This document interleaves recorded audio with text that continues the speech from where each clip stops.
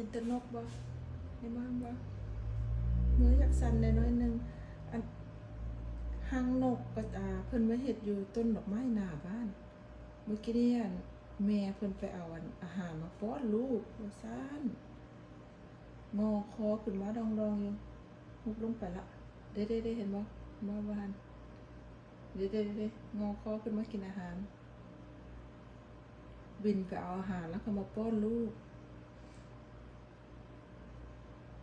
หางนกตัวนี้น้ำตั้งบ่อออกได้มีอยู่ต้นไม้หันหลายปีละแต่ว่าสิเป็นนกตัวเก่าหรือนกตัวใหม่กับบ่ฮู้เนาะที่ว่ามาอาศัยอยู่หั่นนะแต่ว่าตั้งบ่ให้ก็เจ้าออกเพราะว่าบางเทื่อแบบว่าสิแหละมีนกมาไข่แล้วก็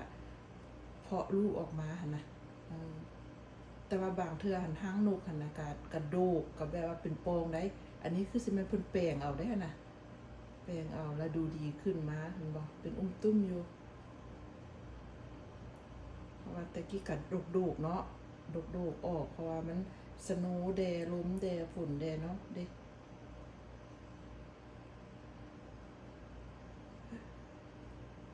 ซูมเข้าไป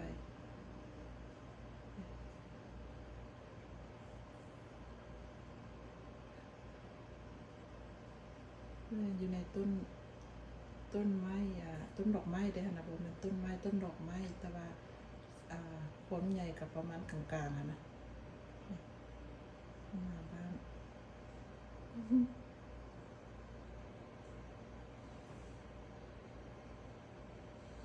แต่หักเนาะ